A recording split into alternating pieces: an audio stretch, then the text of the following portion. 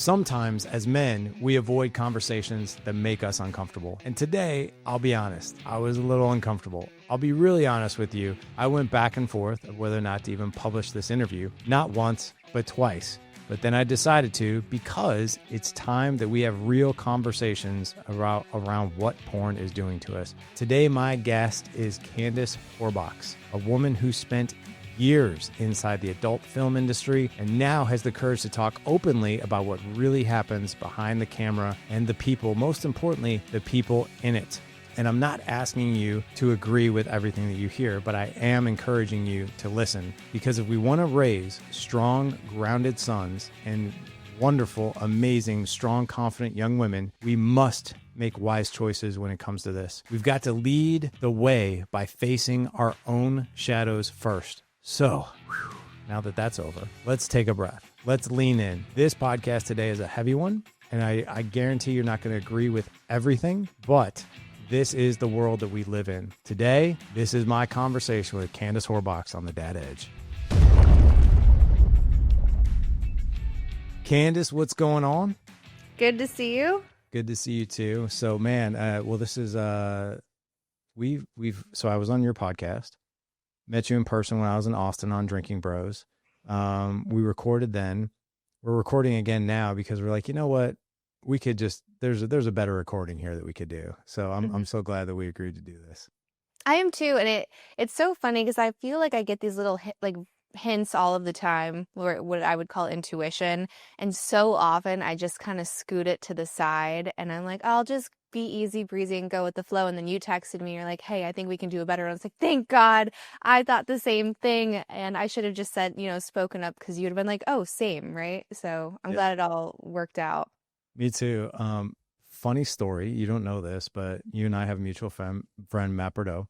And I talked to him. Matt. I love to, and he's always so honest and a straight shooter. And I talked to him about this first. I'm like, hey, I want to run something past you. And I was like, this is what I'm thinking. I just told him, I was like, we recorded this. I was like, but I just think we can be better. He's like, well, Matt, he's like, well, you should just talk to her then, because chances are she might feel the same way. And I was like, all right, yeah, I'll do that. And sure enough, you felt the same so way. Wise. Yeah. Well, let's, here's where I want to start. I want to start with how you grew up. So I know how you grew up. There's a lot of difficulty there. There's a lot of dynamics there that, outside the norm. But I want you to tell us, because you had a dad that there's a fascinating story there. There were mom dynamics there too. But what was your childhood like? So dad was CHP, first responder, very much like a guy's guy, thrill seeker type. He also was pretty abusive in a lot of ways, like both to my mom and to us growing up. They divorced when I was 5, so relatively young, and then I have 2 younger siblings, so all of us kind of went through it at like a very young age. And he ended up, through a series of women, ended up marrying his 4th wife, and she did not like children. She was very clear that she did not like children. So that's a really tricky spot to be, right? As a divorcee, and you're trying to build a life with someone else, and you've got kids. To me, it's a no-brainer, right? Like, if someone doesn't get along with my kids, there's nowhere to go from here, right? Like, that should be your priority. But she kind of created a situation. I don't want to take all the blame off of him, but she also made it very difficult, and we ended up cutting ties when I was 13. So I would that trip will stay with me forever. So my parents, I was born in Southern California. When they split, my mom moved to upstate New York, because that's where her family was. So I kind of did the bi-coastal thing. So I was out there for a summer at 13, and her and I had gotten into a fight, and he decided he was going to send me home. So he popped me on a plane, and I flew back to New York. My mom was very inconvenienced because it was her summer off. Right. So instead of saying hey, my daughter just, went through this really difficult thing with her dad, and I should be there for her and make sense of this for her. She was in Daytona Beach and couldn't be bothered. So I was by myself at this house until she decided to come back. And that was probably one of the hardest moments as a kid for me because it's like nobody wants me, and like my existence is an inconvenience, and like those little things stick with you, right? And you might not even be aware of it, but they get planted subconsciously. My mom, who I do have a really good relationship with now, I love her, and I think I kind of like understand. I understand how and why she did a lot of things. There was like a lot of mental illness there. Um, and when there's that kind of at play, there's not a lot you can do. Like certain personality disorders, there's not much you can work with. So as an adult, I've learned and what works really well for me is just really strict, healthy, loving boundaries, right? Like these are the acceptable behaviors when you're around me and my family. This is the level of respect that I expect and I will also return.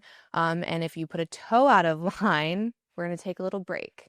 And the longest break we did was like a year, no contact. And it was like for a really good reason. And she kind of like, there was a big transgression. It was like, we're going to sit this one out for a while. When you work on yourself, take a beat, come back, and we'll see if we can repair. So there's not like there's like no anger, animosity, no blame. I think it's just understanding. But at the same time, it's not tolerating what I don't want in my life at the same time.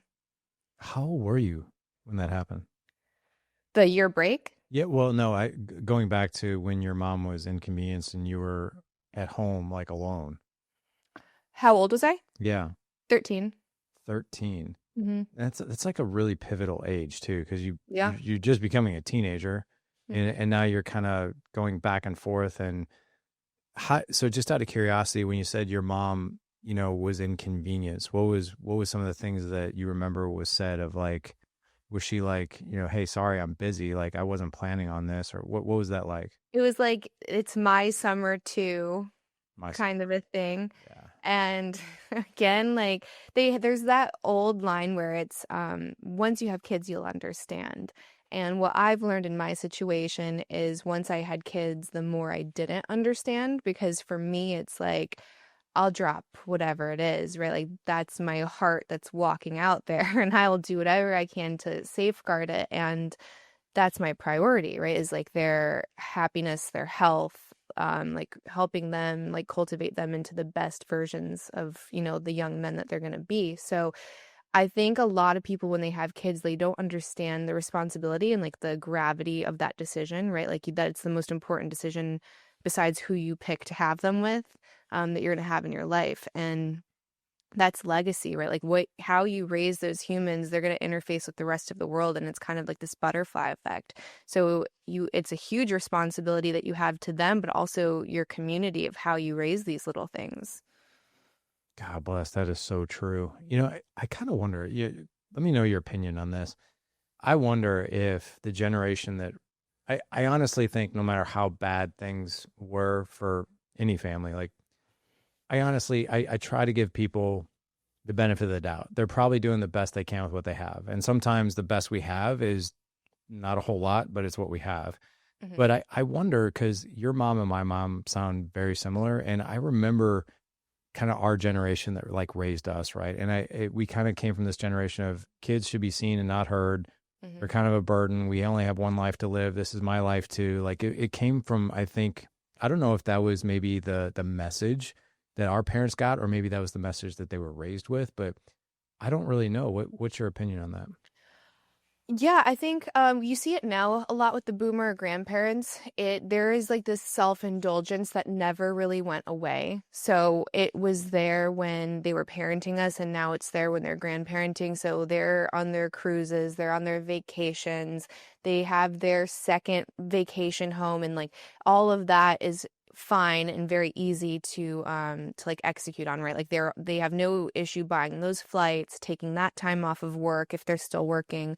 But if it comes to, can you watch the kids this night, like this weekend, or do you want to go on this family vacation, right? Like those things are difficult, or like they just don't have an interest in it, right? Like they kind of clocked out and they're like, I already did my parenting. It's like, well, did you? Because we could talk about that as well. And you see it, and this isn't like a knock on my parents specifically. It's a trend that I see with a lot of the parents my age, like their complaints online. So these grandparents will post pictures of their grandkids that they never see, that they don't have any like active role in like rearing these children. And it, a lot of people will be like, oh, well, you're just trying to like knock the parenting responsibility onto the grandparents. Absolutely not. Throughout culture, we've always had elders. And there's this Native American saying where if you're young enough to have children, you're not old enough to raise them. So we've kind of lost that wisdom that comes with grandparents and that involvement. And I don't know if it's they felt that they were robbed in their childhood and they're trying to kind of recreate that and have that experience, but you're missing out on the whole point, right? Like all of these things are so superficial and like, yeah, travel's great, but you want to know what's even better is like watching your grandbaby like say their first word or take their first step and like being able to, build or experience life with your family. So I'm fortunate enough, like I said, my mom and I had like repaired enough, and we see each other a few times a year. And she's like, we're actually going to Disney next weekend with the kids, and we're there for a whole 7 days.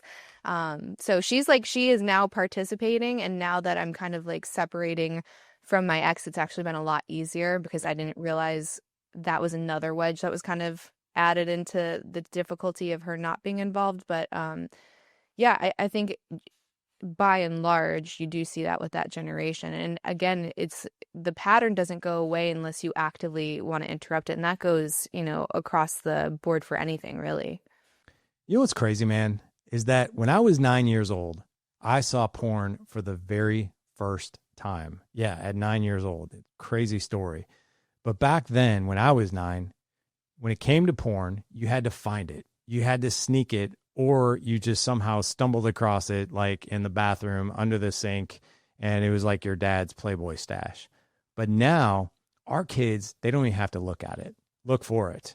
It finds them. And if we're not paying attention, it's already shaping how they see love, sex, and even connection before we have a chance to even explain it to them. That's why for the past 6 years, I've partnered with Bark, and I've used Bark in my own family with all of my kids and all of their devices. Bark is going to help you protect your kids' devices, their phones, their tablets, and even their computers without being the helicopter parent reading every single text as you sneak off around the corner and just scroll through your kids' phones. It's going to monitor things like sexual content, predators, bullying, self-harm, and violence, and it's going to send you real alerts when something is off. So the good news is you get to be a parent again, and Bark is going to help you see what might be hiding in the dark. It also gives you screen time limits, web filters that are actually very, very simple to use. And listen, our job is not to lock our kids down. It's to lead them well. And Bark is going to give you the tools that do that with wisdom and not fear. You can start a free trial now if you guys head on over to thedadedge.com/bark. Again, thedadedge.com/bark. You can download the app to already your kids' existing devices, or if you want, if your kids don't have a phone yet and you're shopping for a phone, check out the Bark phone. It's got everything already loaded on it. It's a Samsung. It's a great phone. My 12-year-old has it. He's been using it now for almost a year, and I absolutely love it. My 9-year-old, for those of you guys who are like, you know what, phones, I'm just not ready for that, but I want to be able to track where my kid is at, or I want to be able to connect with them or get to them if I need to. The Bark Watch. My 9-year-old has that. It's almost like a little Apple Watch. It's like a smart watch. The only thing that watch can do is text and make phone calls, and that's it. No web searches, no apps, no nothing, but it's great. I know where my 9-year-old is at all times. I can get a hold of him. It's awesome. But like I said, guys, go to thedadedge.com/bark for all the details, and let's get back to my conversation with Candice. I think that's probably one of the best explanations I've heard. And by the way, we're not roping like every grandparent into this. I mean, there are some, right? But I do think that there's that message. And the interesting thing that I see now, and I think you probably see it too, is I'm wondering if you and I and everybody else raised by the previous generation, I wonder why that's why we see so many parents. Like we look in the stands now and we see more dads than we ever have before. We see more moms than we ever have before. Like parents really want to be involved now. And I wonder if that probably comes from that background of what we had, and we want to give what we didn't have. With everything that you've experienced, how did you and your mom repair. And I noticed you said, we've repaired enough, right? And by the way, one quick thing while you think about that. I'm really glad we did this recording before Disney, because I think if I would have seen you 7 days after Disney, you would have been like exhausted. So you just see it on the look of parents as they walk around that park. They're like, There's this thing, it's called Disney depression, actually. Okay. So it's when you get back from Disney, it's actually the inverse. So when you get back from Disney and you have to go back to real life, you're like, when can I go to Disney again? You already start planning it. So there's like this post-Disney blues that a lot of people get. Yeah. I think the way to have a successful Disney trip is to be a type C parent, not A, not B, C. So you want to have like just the right amount of organization to where you know like when the park opens, when you want to leave, make sure you have like some food, scheduled in there or some breaks, and then let go, right? Just enjoy it. And it's hard because so many people spend way too much money to go there. Like it is so expensive. And I learned that they make most of their money actually by leveraging it. So like from the credit cards, for example, and like having people finance the trip. So you have these parents that are leveraging this Disney trip, and then their kid is exhausted and has a fit. And they're like, don't you know what I'm doing to be here? And it's like, you can't put that on them. You made the choice. They're doing what is appropriate for their age and development level, right? Like let them have their tantrum, get them something to eat, get them a water. Go on, enjoy the day. I love. I don't know if you're a fan of Jim Gaffigan. Do you know who he is? Yeah, I know who he is. He's got this stick about Disney. It is so accurate and it's so funny. He was like, "I hope you're having a good time, because it was either this or send you to college, one of the two." It's like sitting. If you go to Disney in the summer, it's like standing in line at the DMV, but on the surface of the sun. Yeah. But yeah. So when you say that you've repaired enough, like, talk to us about like that reconciliation you guys had.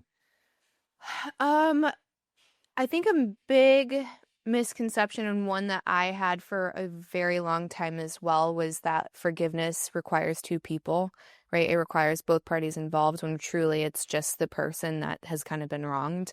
And it's for you, right? It's not for the other person. It's not to gain anything external. It's like for your own internal sense of peace and to be able to like be healthy and move on.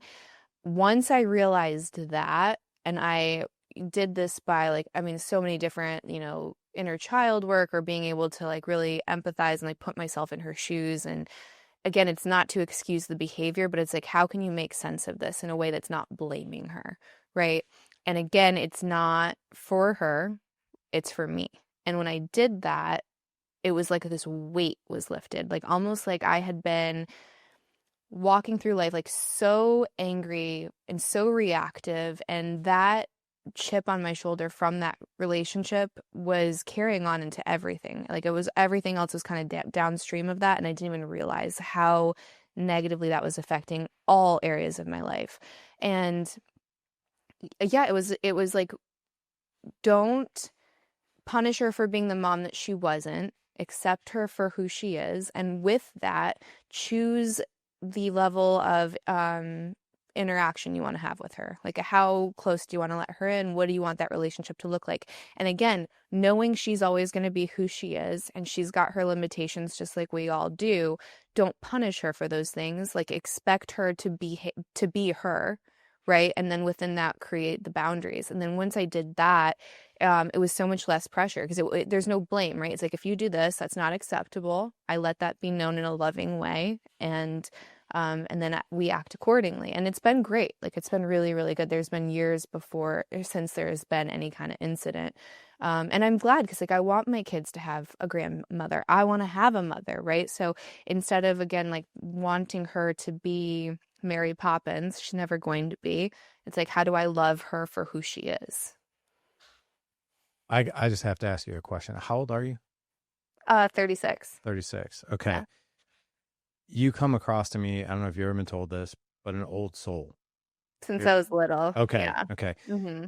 The reason so this is our fourth conversation, and it's the first conversation that my audience is hearing you on. And the thing that I just want to step back here and ask you a question that has nothing to do with anything that we've even talked about. It's just something that I've noticed. And I was really inspired by this question, by how you just answered that, because it's so, I definitely get a sense and a feel from you that this is something that was a very logical decision, but also an emotional decision. But it always fascinates me every time we've spoken how you're able to unpack things and how you're able to explain things and also how you're able to perceive things and understand things. And I'm just curious, what do you what do you do to learn all this stuff? Because you come across to me as someone who is constantly learning, like constantly, and Mhm. always refining and always on the search to grow and be better. But what do you do? Like, what do you read? I mean, if you saw my bookshelves, they're insane. So I went to school for psychology, and there's the joke that you go because either you're broken or your family's broken, and you're trying to figure it out. So a little Yeah, bit of both for me. yeah. And I've always found human psychology fascinating because, like, if you can figure out people, you can figure out anything else. Um, so I got my BA in that, which isn't, very extensive, and I honestly think I've learned 1,000 times more since I've gotten out of school. So just constantly reading books, and whether it's like neuroscience, spirituality, personal development. I went to this thing called BioCybernaut, which is a neurofeedback training, and that changed my life. And like, that's not even an exaggeration. I was there for 7 days, about 12 to 16 hours a day. And you are in a Faraday box, blacked out, with these little diodes on your head, and you to create alpha waves intentionally, like get into an alpha state. And through that, you're doing like all of this forgiveness work, you're going through different traumas. And I kid you not, like I wasn't fertile before, like couldn't have kids. Obviously, I've got 2 babies now. My thyroid healed. I lost this weight that I've been dealing with because of my thyroid. Um, I like felt like had been living life with like dirty glasses. And then I left there and it was like crisp HD. Like, I don't know how else to describe it. Just like I entered into a different timeline. So for me, that was like, I preach it all the time. It's wildly expensive. So I know it's not accessible to a lot of people, but if it is, and you want anything in your life to be better, I highly, highly recommend it. Like, couldn't recommend it more. And then like, I'm just always consuming, information, whether it's like watching documentaries or podcasts. And again, like I read nonstop. Oh, okay, well that explains a lot. Mhm. I was wondering if there was some sort of what you just talked about though. Can you repeat what it was again? BioCybernaut. So Okay. he's got a couple locations. One is in Sedona. I think there's one in Vancouver, and there might be one in Germany still. Okay, so I know I had one question, but now I have a follow up because now you got Yes. me all curious. Yeah. Um, so I am curious about this. So I've never done anything like that. I've never done like these psychedelic like healing retreats or anything like that. I know they're super popular. I got to be very honest with you. That sounds intriguing and it sounds terrifying at the same time. Like when you're talking about like how long were you in the black thing for? They don't tell you. What? Mm-mm. Candice, They don't tell you. did you You're have there until they take you out, and it's hard. Like, day three, almost every time day three, someone will have like a physiological response, almost like a nervous, like what do you yeah, call it? Like a like panic? autoimmune, like an immune Oh, response to okay. it. Yeah, so you will feel sick, you'll feel sweaty. My one girlfriend that went after me, because I like talk about it like this, so she went and she also swears by it. Her whole body broke out in a sweat, like it drenched her clothes. It's just like you fight it because your brain wants what is normal, right? Like you want like your baseline, whatever that is. So if you're doing something and even if it's beneficial, you're like, no, no, no, this is scary, this is new, I don't know what it is, and you're going to fight it with everything you've got, and your body will find ways to do that. So you have to power through it, but it's hard. It's very hard. How long do you think you were in there? I think I was probably in there for like an hour and a half, maybe 2 hours at a time. And like just once a day, or were you several times? No, multiple times a day. Oh God. Mm-hmm. Right. So I my the reason I've never done one of these, I got to be really honest. I'm terrified to do it because exactly why you just stated. Like I think I would. There are things that I think a lot of people have been through that they just don't want to think about anymore or don't want to relive. And I like that. I don't know what it is about that, but that just sounds absolutely horrific to me to be in like this dark place and going through brain waves and forgiving and reliving things. But was any of it like traumatic for you, or was it more peaceful? No, I mean, I wouldn't say traumatic. I definitely had a lot of anxiety while I was in the box. Like every time, it never went away. It got easier to deal with, and I would be able to control my breath. And it's a small room, right? Or like a big closet, essentially. So it's not super, super confined, but you wouldn't know because you can't even see your hand in front of your face.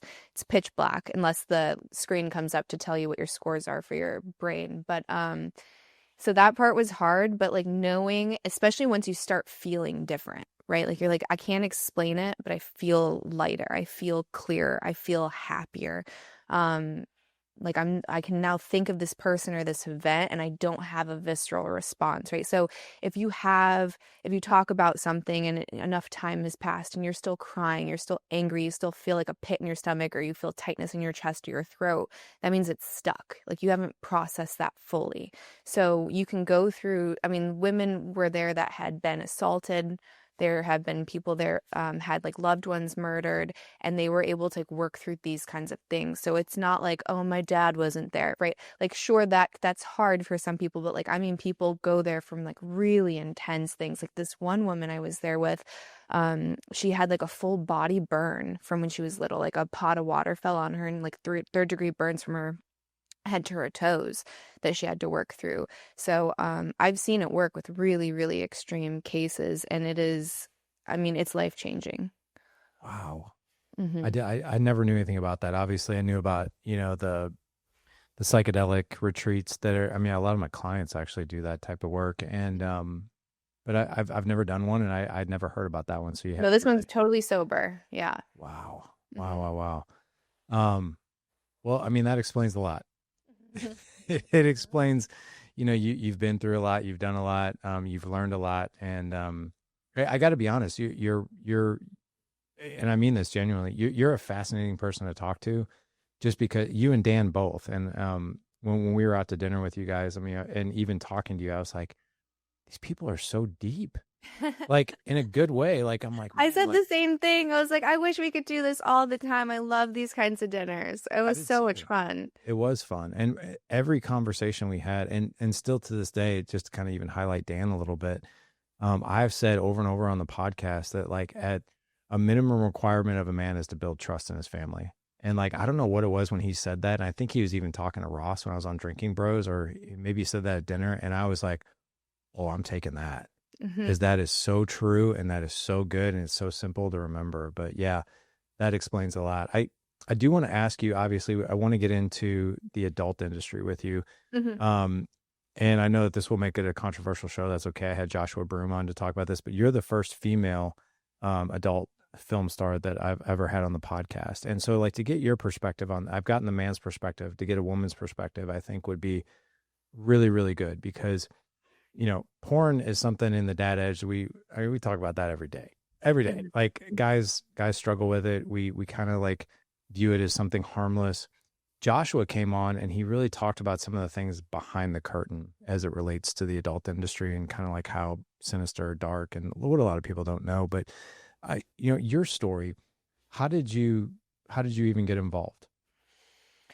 Um, it's gonna sound crazy, and it's obviously not great, especially as a parent and having that lens, but I've always wanted to in some way. Like from a very young age, I saw Pamela Anderson and Carmen Electra and Tara Patrick, and I was like, I want to be like one of those women. And funny enough, I actually had Tara on my podcast when I first started, and I was like, I don't know how you're gonna take this, but you're one of the reasons I got into the industry. Like she's also mixed Asian, and like there weren't a lot of them. Everyone was like blonde and huge boobs, right? So like I saw this woman that I thought was beautiful and kind of looked like me, and I was like, you're kind of one of the reasons I got in. But to me, when I was younger, I saw the power of sexuality, not fully understanding like the layers or complexity to it. I just saw it was a powerful thing. And I think given my situation, like feeling powerless, especially as like a younger girl and, not having really either parent and the attention and what looked like love and validation, like that was alluring to me. I was like, oh, these women are, superheroes. I want to do that. Um, so I got in at 19. I started with like webcamming, like not showing anything, just all implied, biker magazines, that kind of a thing. And I was like, I want to do the films. Like, that's what I want to do. I want to like do, like, I think Pirates had just come out with Jesse Jane. And I was like, I want to do like the big CGI and the costumes and the scripts. And I reached out to a couple companies, and they're like, send us your photos and like just take a photo off of your iPhone and your ID, and we'll get back to you. And they did, and they flew me to Miami, and the rest is history. It Wow. was very, very easy. I mean, not as easy now because, right, you just need a laptop and you can go to OnlyFans and create a page. But back then, traditionally, you would either try to find an agent or you would reach out to a company directly. Was there a part of you though, like before you did this, like before the camera even turned on, was there a part of you it's like, whoa, this is going to be a big move. I'm not really sure about it, or maybe you were sure about it, but what was going through your mind like the very first time?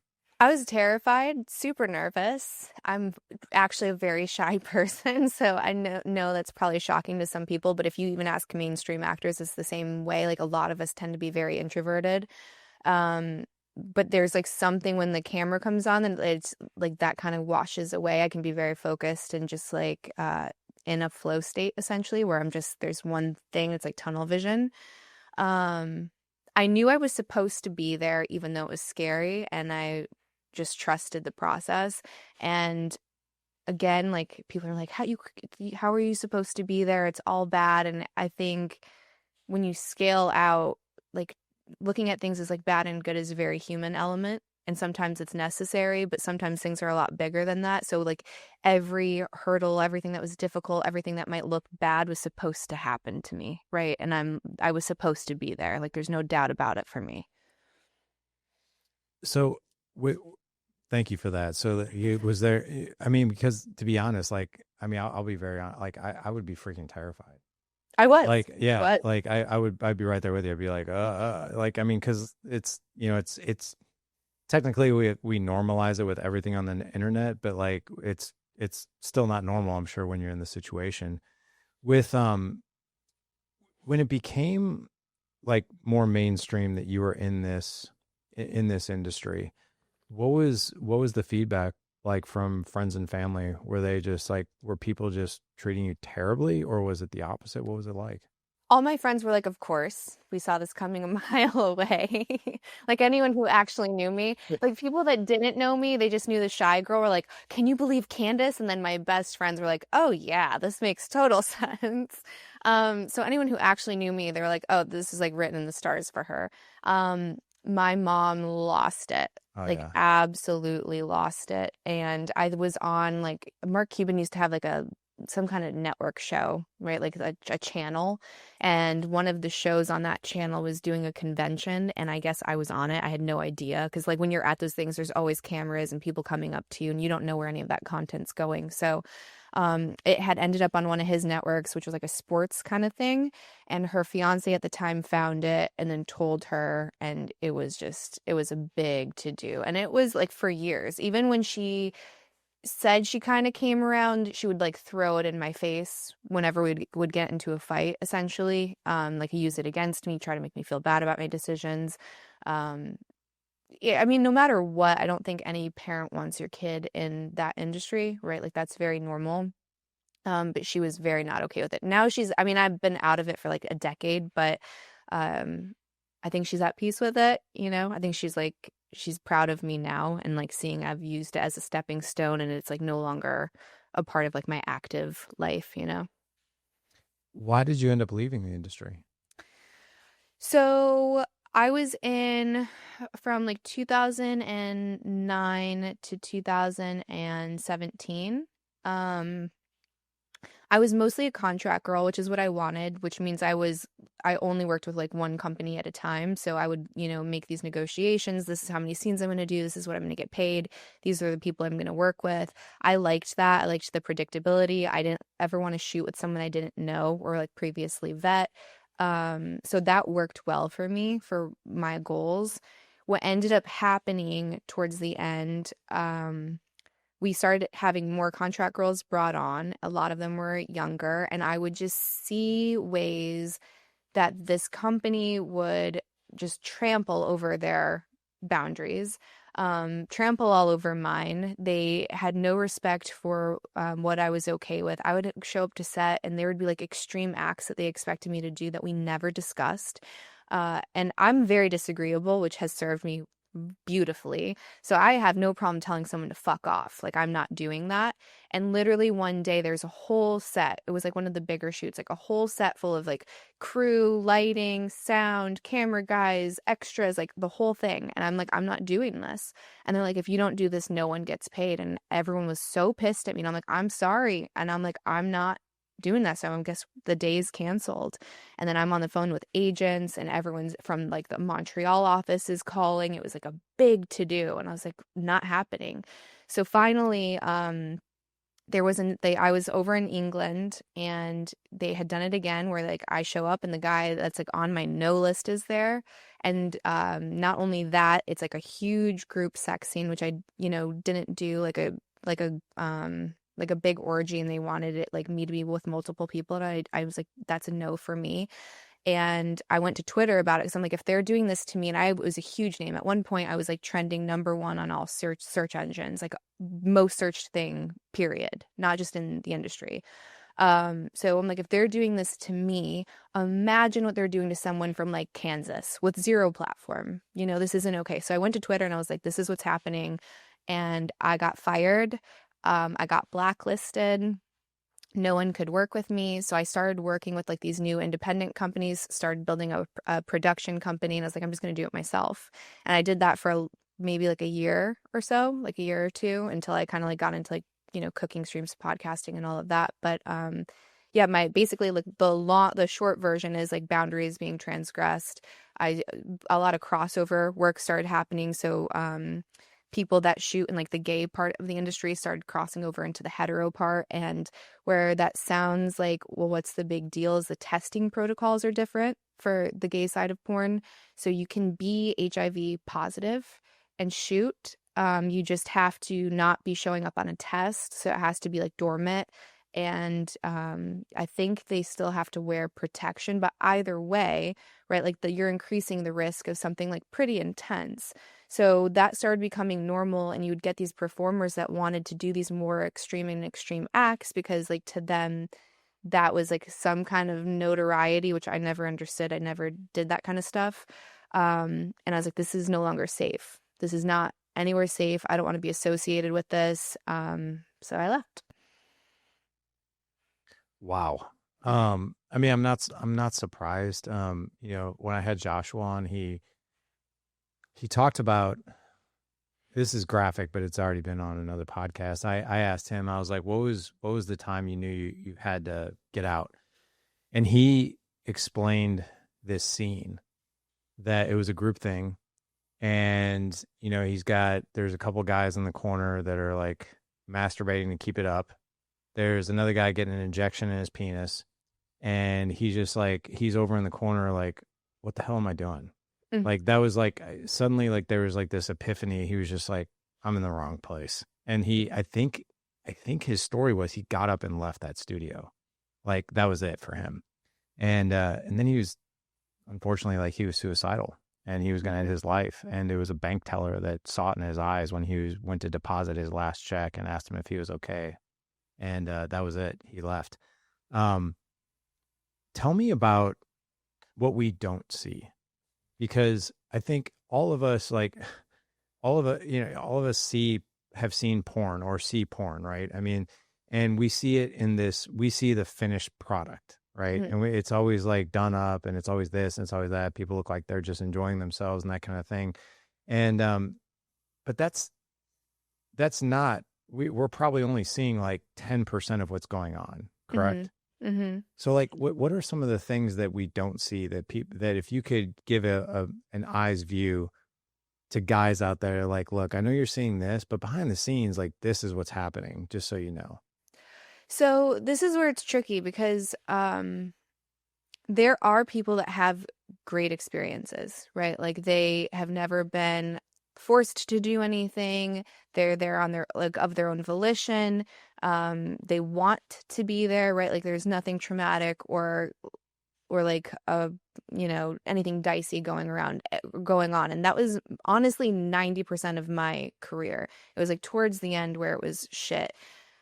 Most of the bigger companies are fine, more or less. It's like once you get into like these dodgier, smaller companies where it's a problem. And this is like the huge hypocrisy between the Pornhub ban. It's like you banned one of the biggest companies and they're doing the least shady stuff. So now people are going to these other sites that are way, way sketchier and like, not vetted in any kind of way. But a lot of times what you'll see, especially if it's smaller companies, is you'll get these things called like suitcase pimps. So they'll run like a Craigslist ad, something of that, get some just fresh 18-year-old, get her booked for these, these companies out in Florida. Like Florida has some of the worst ones, like some of the worst reputable companies.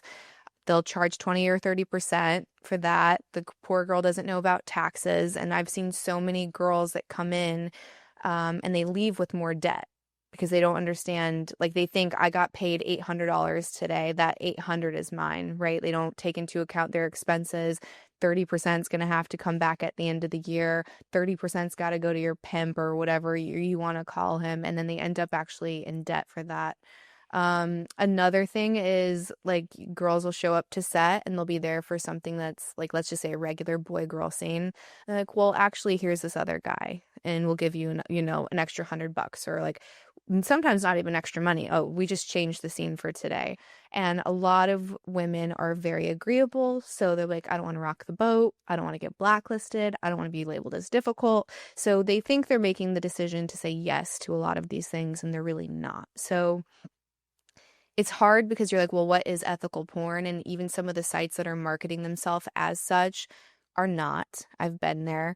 Some of them are like women ran. Well, I can tell you this, some of the women directors I've worked with were way worse than the dudes.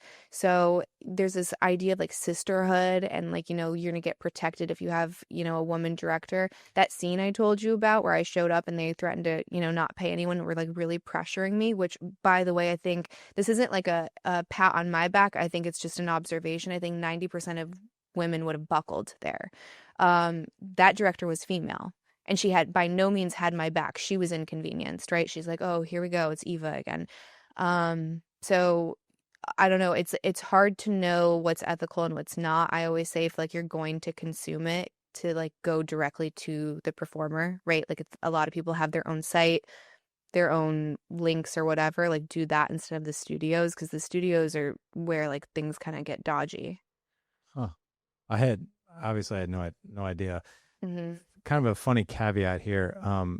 When you interviewed me for your podcast, I had no idea who you were. I think that's great though. I think that's good. You know what I mean? Like it's a thing I did and I don't want to ever be someone who's like, that's my whole personality. You know what I mean? Like stuck in that way. Yeah. It's the comment that I got was like, so when I was on your podcast, cause I was like, oh, chatting with Candice. Yeah, that'd be great. So I looked at your stuff and went to your Instagram and I was like, oh, this is such a cool podcast. And then like comment is like, someone said something about it. I'm like, what?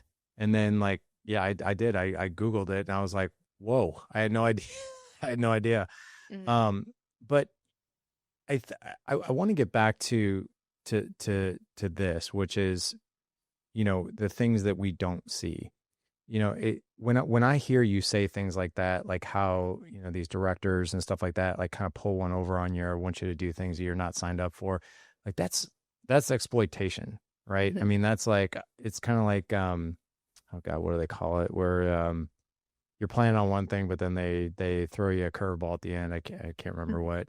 Bait and switch. Yeah. It's kind of like a bait and switch. I think it's fantastic that you are disagreeable, because I think that probably, I'm wondering if you being disagreeable, if that inspired and set the standard for maybe some of these studios or maybe some of the people that you worked with in the industry of like, well, shit, if she's not putting up with this, I'm not either. Like, did you ever have anybody come to you and be like, the no, thank you? opposite. No. Really? Yeah, so companies didn't want to work with me, and then other girls, it goes back to being agreeable though. So it all tracks, right? So they'll be like, "Oh, yep, she is disagreeable. Oh, yep, she is hard to work with. I don't want to do that. I don't want that reputation." And um yeah, I think it's the worst decision, especially like the more vulnerable of a position you're in, like the more risky the industry that you're in, like the more you have to have boundaries, the more you have to be able to say no for yourself. And it's something I think women struggle with in general is being able to say no. Like they really don't. Do you hear these cases a lot, whether um, there's like a sexual act between two people and like, why didn't you say no? It's like you would be shocked at how hard that is for a lot of women, and you have to practice it. Like practice it when you're out to dinner. And like even that will give so many women like so many women like anxiety. Like they're like, I can't say no. I can't send back my drink. It's like, no, like do these little things so when the big thing happens, you know that you can rely on it, right? Like you fall to the level of your competence, right? Like it's like anything else. Um I teach that with my boys now. Like when I say no and they pressure me, I'm like, respect my no, right? Because like they're going to be a man one day. So if I say no, like I say no is a full sentence. Like they are going to know that when a woman says no, it's no, or anyone for that matter, right? Like this is a full sentence. I don't need to explain myself, like full stop. I like that. I like how you even teach that and raise that in your kids because, Hmm. yeah, that is. I wouldn't have thought, that. I mean, I guess you're right. Well, you are right, but as far as like, I would expect women to be more disagreeable in the industry. But I guess you're right. Like, if someone were to say, "Hey, if you don't do this, no one on this set gets paid today," I could That's see a lot of pressure. that's a ton of pressure. For it to be like, "Well, okay, God bless. I don't want all these people to suffer. I guess And I'll the just do it." average performer is 18, 19, like there's like to me, that's a baby.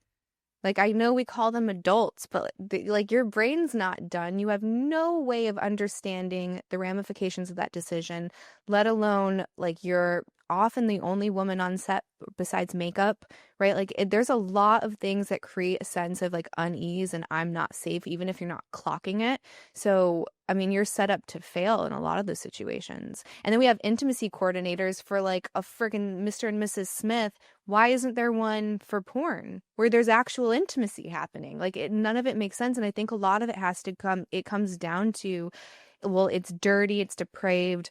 We're not going to talk about it. So what's actually happening because we're shoving everything under the rug because we don't want to look at it, it's actually like getting more infected and like more diseased instead of saying like, how about we examine this and we actually tackle all the things that we don't like about it? Like, how do we make it safer? Like, you don't have to agree with porn or think that it's moral. We're not talking about that. It is an industry. It's a multi-billion-dollar industry. It's not going to go anywhere. So how do we make this like one that isn't going to be harming people?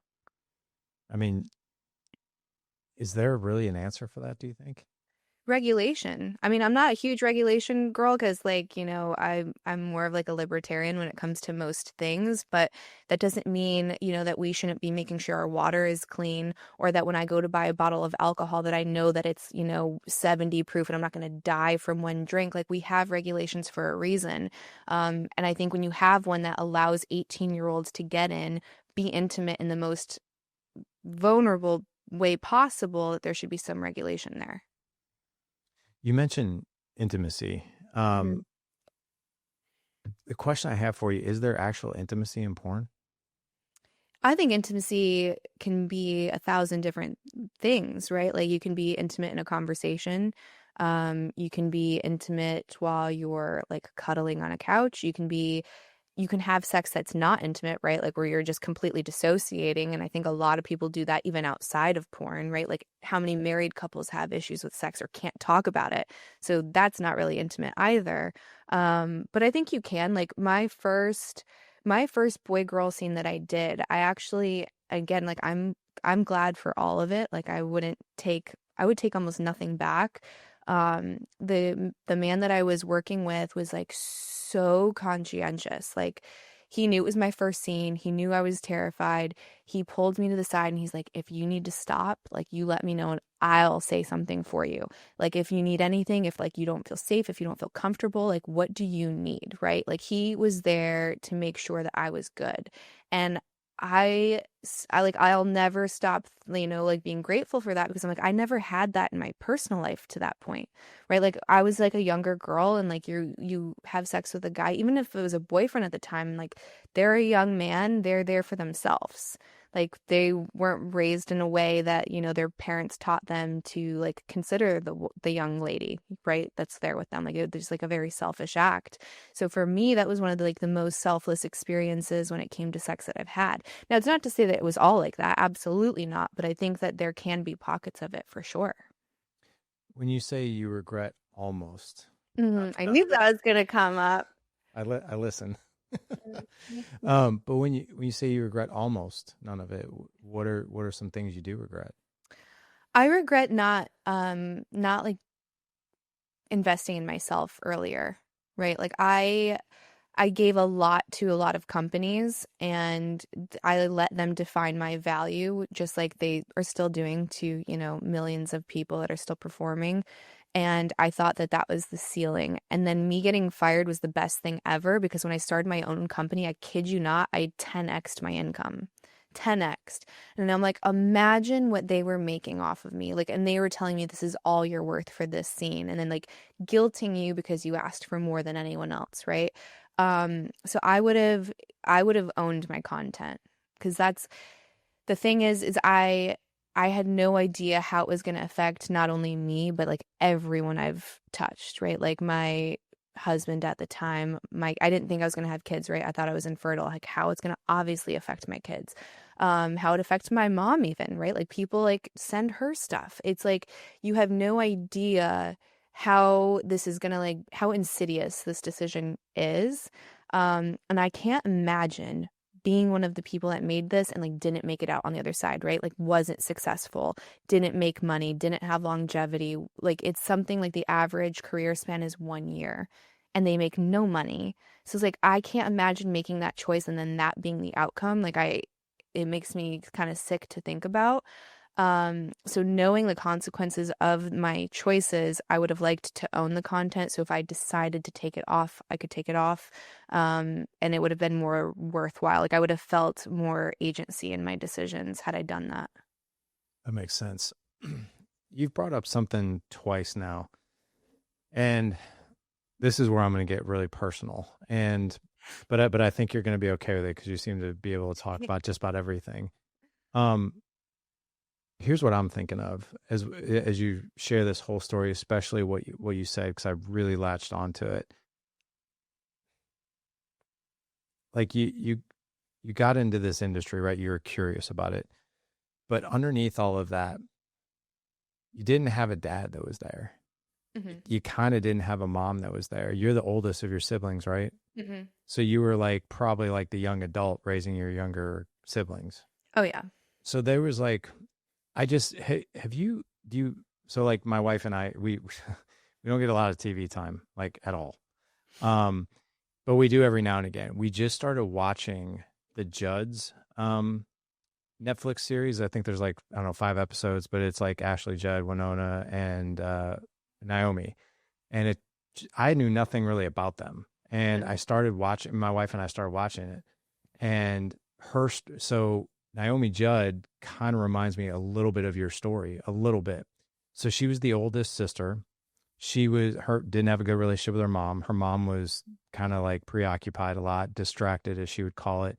But she was kind of like left raising like her siblings. And there was a part of her that people describe her as like, man, she never got any attention growing up. She didn't really have a functional home. Like she was kind of like left out to dry.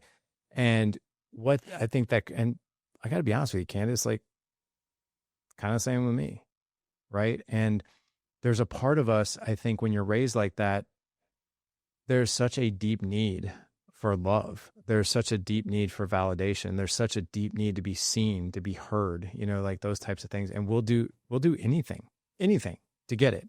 Hmm. And I've noticed that in my own life. I've noticed that with other people's lives. But the question I have for you, and this is a heavy one, do you think that decision would have been the same if you would have gotten that love, that validation, that home, that dad, that mom that you so desperately probably wanted when you were younger? I mean, it's obviously going to all be speculation, right? Like, there's no way to know the path not taken. I would imagine it would have greatly decreased that, like, immensely. Um, it's definitely something I've thought about. I've thought about it a lot. I'm like, what would have happened if, my dad showed up the way he should have, right? Even if they divorced, you can still be a great dad. You can still be present. You can still be involved. So had he done that, would I have not needed so much male validation? Highly probable. Definitely highly probable. Had I not, had the mom that I did, would I have maybe not have been, let's say, like, quote, hypersexual, right? Like that term, like you're like, well, what is the baseline? This becomes like a deeper question, but for all intents and purposes, we'll say hypersexual, like maybe not. Um, but again, it's like for me, it all worked out how it was supposed to. So it's definitely an interesting thought exercise. And I think, again, it goes back to like the beginning of the conversation is that people don't understand the gravity and the weight and the responsibility of having children. And if you make that choice, you need to show up. You need to do your best and you need to show up because it's not a good industry. And what I always emphasize is like, even though I had a happy ending and I wouldn't take it back, that is the anomaly. That's not normal. So I don't want to like ever influence someone to get in because it is a huge decision. I don't want to paint it like it's all beautiful and you're going to end up with kids and a family and be financially independent. Because again, like it's like 1%. And to me, it's like, again, I can't deny like some level of like determinism in that because like, well, I didn't do anything special. Like how did I end up in this single digit? Like I really don't know. Like I worked my butt off. I never really partied. I never did drugs. Like, I didn't live in California. I think that helped as well. So like I definitely made decisions to set it up, but it's like where preparation and time and like luck meet is like timing. I don't know. I'm not sure is the Yeah. answer. I was just more curious, of what your thoughts were on that. And you're right. I don't think, we'll ever know like how somebody's life would have turned out if they would have had different circumstances. But it was just such a curious question I had because I want to know, like, and I think the audience wants to know, like, guys are out there raising daughters, right? And they're out there raising sons. But let's talk about the daughters. You know, what advice would you give dads out there to be like, hey, you really want to make your daughter feel loved? You really want to make your daughter feel seen, to feel heard? Like she is your heart. This is what you need to do. What would you tell us? There's this quote I heard, and it has always stuck with me and it really resonates with me personally. It's if you don't force feed love on a spoon, they'll lick it off of a knife. And to me, I'm like, every time I hear that, I like feel it in my chest. And it's like your number one job as a parent, especially when they're young, is for them to feel loved and safe, right? Like work on their hearts. And we always want them to be like the smartest kid. We want them to go to the best schools. We want them to like, and all of this is usually well intended. It's like, I'm not going to be here forever, so I want to make sure you're going to be good. But we skip the love part, we skip the safety part. And especially as a dad, like that is your role, right? Like to provide safety, to be like the watcher of the house, like to like to hold space. Like that's like a very masculine duty that you have. And I think in a world where men are trying to find their purpose and like what can I contribute because like my wife makes her own money and like pays her own bills and there are no tigers out there that I need to defend her, like what can I do? And it's to love your family, it's to hold the space, and like providing shows up in different ways. And I think being a protector shows up in different ways, like having direction, being reliable, all of these things. So I think there's a lot of truth to the very first person that your little girl's going to fall in love with is you, just like the very first person that your little boy's going to fall in love with is the mom. And you're teaching them what to look for in a romantic partner when they go out there. And then how you interact with your husband and wife is also demonstrating, like, what does a healthy marriage look like? What does a healthy union look like? And you should take your little girl out on dates. I take my little boys out on dates, and my oldest will dress up and he'll do his hair and like, this is all on his own. He'll get me a flower and like put cologne on, and he's so excited. Like it like lights him up. And I think that you should definitely do that with your little girl too. Like, go have one-on-one time. Like open the door for her, right? Like, hold her seat out. Like teach her what to expect from relationships, and just love them to death. Like, that's the most of parenting, I think. I mean, I'm still in the beginning stages, so maybe I'm off, but I don't think I am. I don't think you are at all. I think dads set the standard. I think moms do too. But I think if you got a daughter, I think daughters, and obviously you're a daughter. Tell me if I'm wrong, and please tell me if I'm wrong. But I think dads have an opportunity, especially if you start this young, kind of like what you're doing with your boys. Like, take your daughter out on a date. Like I get steps in with a guy who lives in my neighborhood. So we usually walk about once a week or so. We go for about 5 miles, but we talk. And he's got 3 daughters, and obviously have 4 boys. And I'm like, and I'll ask him, I'm like, what do you do to set the standard, for your daughters? And he's like, how much time you got? Like, so, and he'll say things like this. He's like, when I'm on the sidewalk with my daughters, I'm on the street side.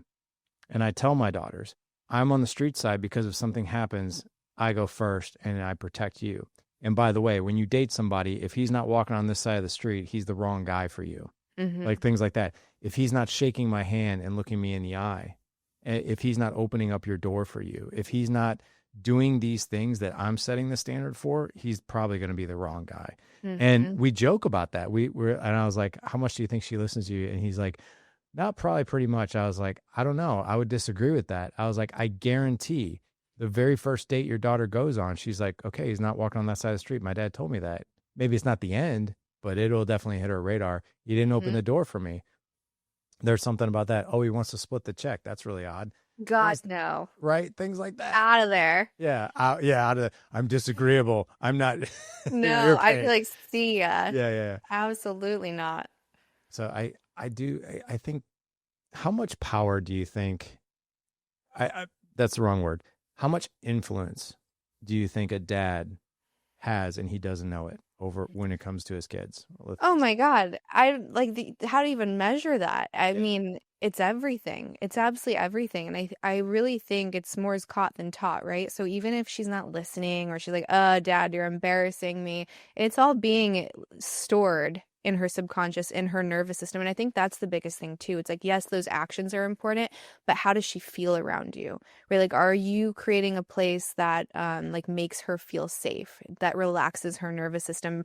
I think men tend to be more independent with that. And I think it goes back to you guys typically being the leaders in like a tribe or a family unit. So you have the influence over everyone around you and their nervous system, especially the women in your life. So if you can be solid in yourself and steady and calm, right? Like, you've got this, you've got direction, that is felt. And we know that. Like, we know that our energies affect one another, right? So it's why people love horses. Like, their energetic field is like, I think 3 times bigger than a human. So we feel it, right? And then that's why they do a lot of holistic training or therapy with horses, is for that reason. So this is quantum physics. This isn't woo. Your energy field absolutely affects other people. And then if you can teach her that, even if she's not listening to like, where is he walking? Is he holding the door? If she's with the wrong dude, she's not going to feel safe. Right? But if you're constantly making everyone else feel unsafe because you don't know what you're doing, you don't know where you're going, you have a temper, that's going to be her normal. She's going to be like, oh, this is homeostasis. So when she finds a shitty guy, this feels like home. This feels like dad. This feels like mom, whatever that is, right? So I think one of the most important things too is regulating your nervous system and how she feels around you. Yeah, I can't remember what the quote was, but people don't necessarily remember what you say or do, but they remember how they feel around you. Mm-hmm. And that is so true. I got to be honest, like, you got your degree in psychology. I got my degree in sports med. And I'm kind of a big science guy when it comes to that stuff. I'm like, oh, this energy and vibration is like, y'all are nuts. But there's absolute truth to that. And Yeah.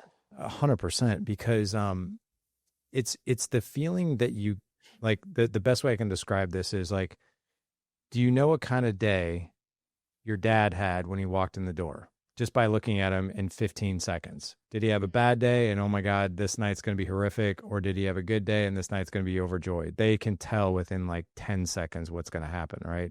So there is a lot of truth to that energy, and there's a lot of truth to that space. And I also want to just double down on what you said, which is people will go find what they're familiar with.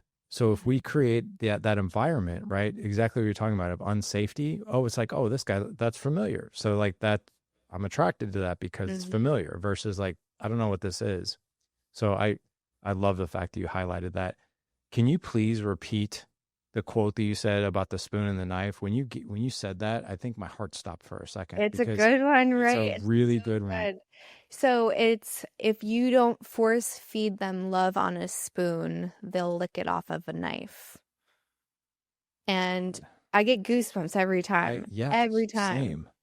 And I don't know, for me that has rung true. Like, since I've heard it, I was like, that makes so much sense. Like, you're willing to accept scraps from anyone because you need it, right? We're social creatures. There's this quote that Dan says all the time, which is, nothing in nature exists alone, right? Like, you're not meant to be by yourself. So if you like aren't taught what love is in a healthy, full way, like, you're going to go look for it in any distorted way that you can, right? And then that's where a lot of really dangerous stuff happens. And that's how you end up in a life that like you never would have wanted for yourself or for your kids. And again, I think it goes back to, everyone's like reading, and I'm one of them, like constantly reading parenting books and just like getting fire hosed with information of like, how do you not fuck them up as much as possible? But I think the biggest thing, the no-brainer, is to love them, and like they have to know they're loved. I love that. I love that you love that you talk about love and then more love. One more question for you. I have no idea how you're going to answer this. But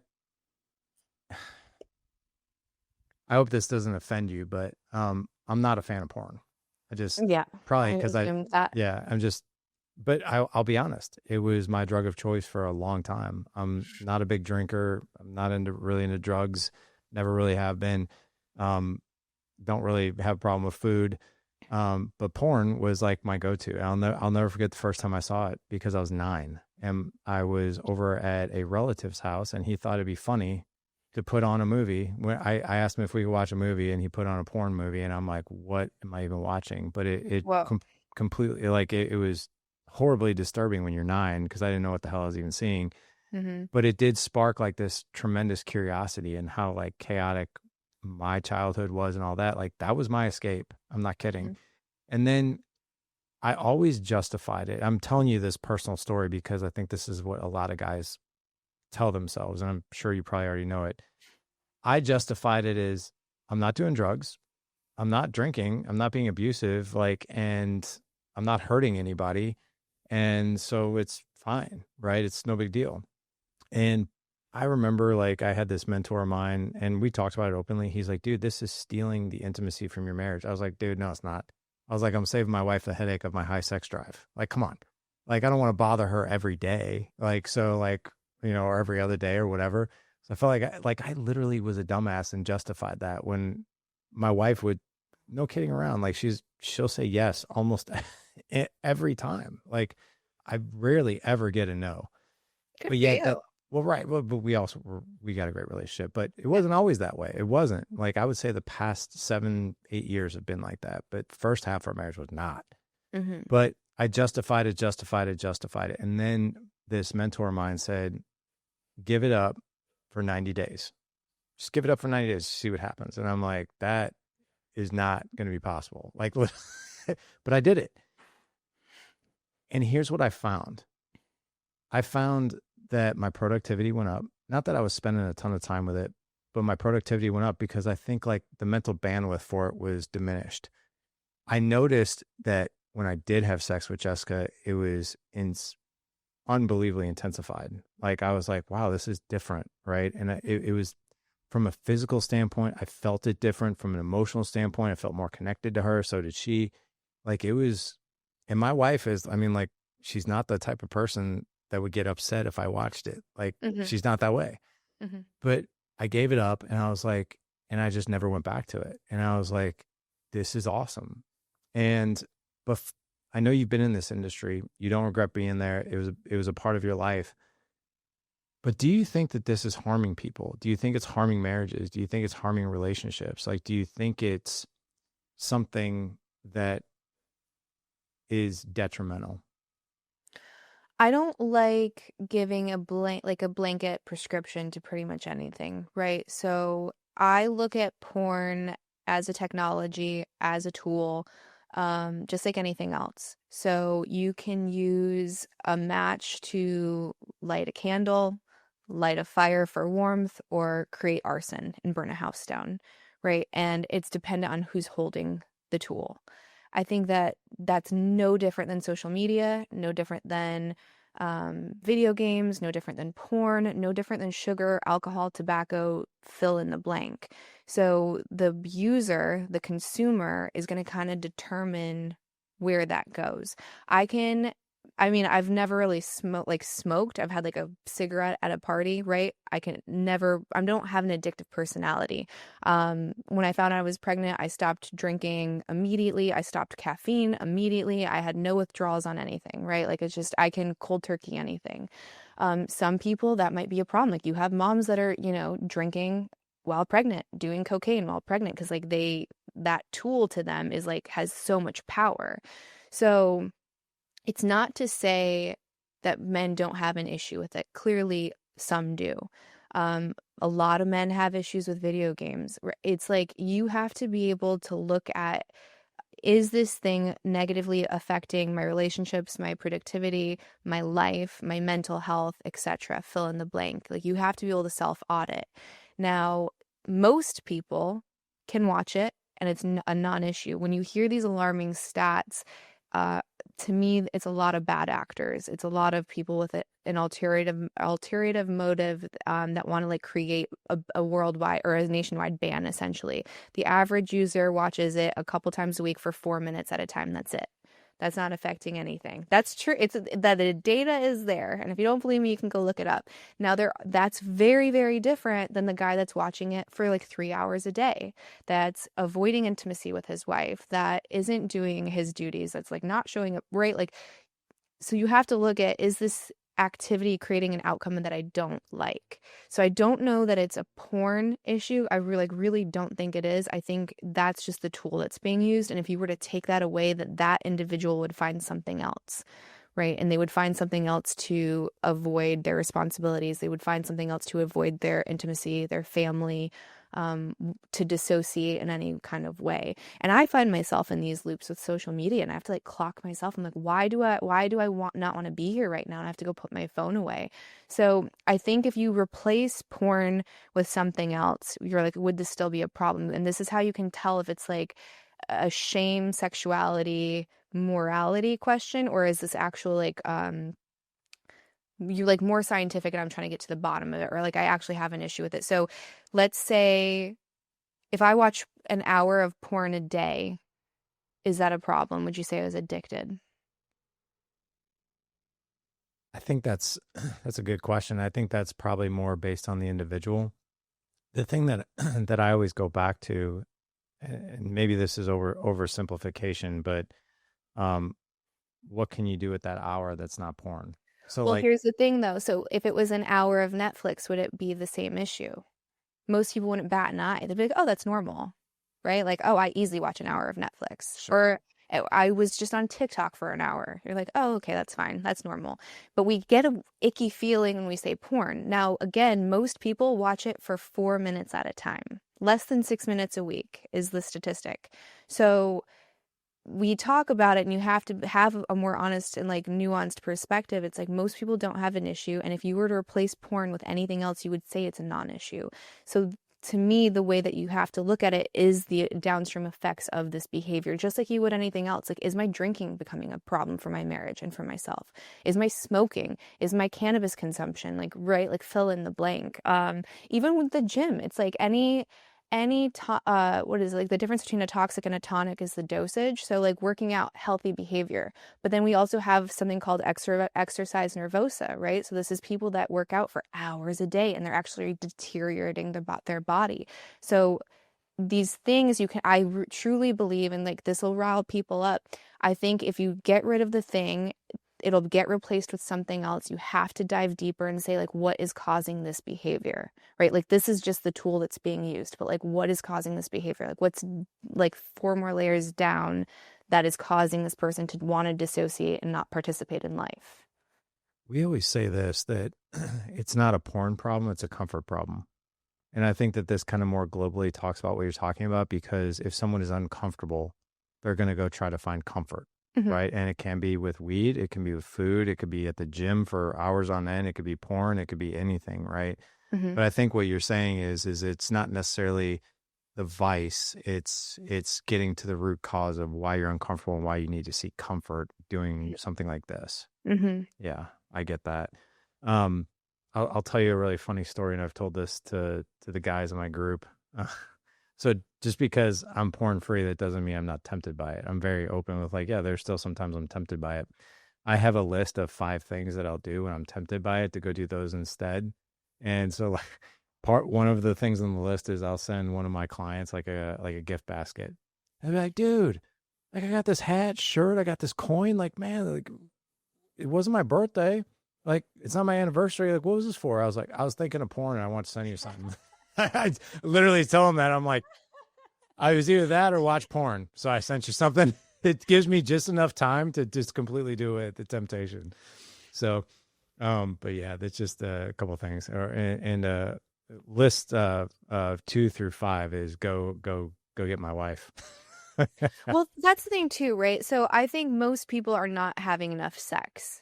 I agree. I think you can, like, I would venture to say high 90s are not having enough sex. If this is getting in the way of that, absolutely nip it in the bud, because like your marriage comes first. Like that needs to be like thriving before you're, getting that sexual energy out. The caveat to that is there are a lot of women that are just like shut down. They have zero interest in it. They say no 9.5 times out of 10. And then you have this man that has a need, and I will say need all day long, and it's not being met. So we can say, yes, it probably hurts some marriages, but there's like no doubt about it that it also helps some marriages, because if the other thing's not available, he's able to get that out. And the interesting part is we talk about porn and we don't talk about masturbation. Like, would it be wrong if your wife says no to sex almost every single time that you go relieve yourself? I think most healthy people would say no, non-issue. So the porn element is just like, you guys are visual, right? Like it used to be a magazine, or you used to kind of like fantasize in your head, and that's fine. But some people just need like a little visual stimulation. So and you have to ask, like, is there a problem with masturbating within a marriage? Because some people say yes, and to me, that's borderline abuse, especially if you're not giving your husband sex. Like it's a need, and it's a need all day. And I'm a woman, and it's a need. Like, to me, it's up there with oxygen. So I think you have to be able to take the morality part out of it, because you're not going to sway people one way or another, and just like look at the pragmatic issues around it and like what kind of relationship you want to have with not only that, but your partner, right? Yeah, that that makes sense. I mean, I think and I think that's one of the biggest problems out there is that is that connection piece, right? I agree with you. I don't think married couples are probably having enough sex, but I also think, yes, there's a lot of resentful women out there, wives out there. It could be for several different reasons of why they're not going to, or they don't want to. At the same time, what about this? If I ran this past you, instead of going and looking at porn, what would it look like if a guy took that time? Let's just say it's 4 minutes, right? Or let's just say it's 10 minutes, right? For sake of argument. What if he went and got on Amazon and was like, I'm not really connecting to my wife, which is why I want to do porn, like why I want to look at porn. What if I go take this 10 minutes and go learn a couple things or try to move the needle in my relationship in some way, shape, or form instead of do this? What are your thoughts on that? I don't think it has to be bifurcated that way. Like, I think you could do both, right? So I don't look at having an orgasm as a threat to your marriage. And that's how I look at most healthy porn conception. It's just you're having an orgasm. If you want to talk about the people that have an issue, that's like obviously a totally different thing. But I think for the average person, that's not changing your relationship. I think you can like spend the 4 minutes or 10 minutes, right, to have your release. And like it is stress reductive. There's a million health benefits to it.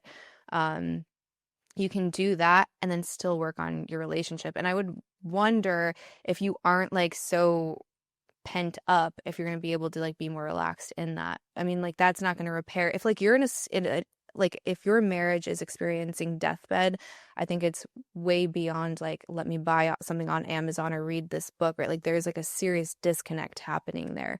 And I think a lot of people are experiencing that. And I think with women, if you find yourself saying no more often than you say yes, that's definitely something to investigate, because you should constantly want to jump your husband. Like that's how a marriage should work. Like you should like look at them and be like, oh my God, like I love you and I want to be with you like all of the time. And if that's not there, there is an intimacy issue. I don't think porn usually it has nothing to do with it. I think that men are just like, they're using it because they're not getting it where they actually want it, which is with their person. And there is like, a narrative where people like try to like shame and guilt men and like, you guys are pigs and dogs and whatever. Like if you were to poll men, I guarantee 10 out of 10, every single one of them would prefer their wife. 100%. 1,000%. Yeah. 100%.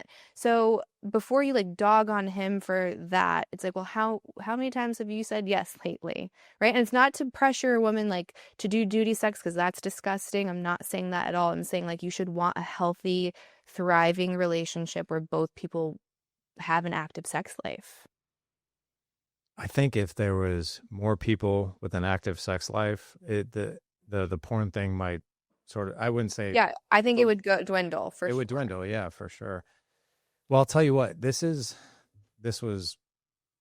awesome. And I got to tell you, it was awesome for several different reasons. Number one, thank you for being so open about this. I know you talk about this a lot, but still, like even the host, like I'm like, should I ask her this question? Is she gonna like fly off the handle and be pissed? Mm-hmm. And I know you won't. But this is a topic I'm not used to talking about very often. But I appreciate you literally opening up your entire world, everything from your childhood to your experience in the adult industry, even your experience and what you're doing now. Because I think you're quite an anomaly. I think you're doing some good in the world that people need, and to have a comeback story like you did and to turn things around like you did, I think is incredible. So I'm happy that your life turned out the way that it did. And you know, I even though you're only 36, I think you're 76, because at least the life experience and the old soul comment. But I want to make sure the audience can find you and follow you. I know you've got a podcast. You interview tons of really great people, and you have great conversations, and you've got other things out there that you're doing. But where can guys find you? You can go to chattingwithcandice.com. It's got all my socials. It's got my podcast. We have a little book club, and I try to do 3 books a month. So one is like personal development, one is like relationship or sexual development, and then usually a parenting book as well. So it like keeps me reading, and then it's really cool to see the audience reading as well. I know like it's a heavily charged topic, so I appreciate anyone that was listening, especially with an open mind. I mean, my goal is to just create more healthy, happy couples that are jumping each other's bones and like raising awesome kids. So like that is my goal, is just lived experience to like help you be a better, more conscious person in your day-to-day life and have better relationships all for it. Awesome. Well, thank you for doing what you're doing, and thanks for coming on the show and opening up your life. Everything you talked about, appreciate it very much. You're welcome. All right.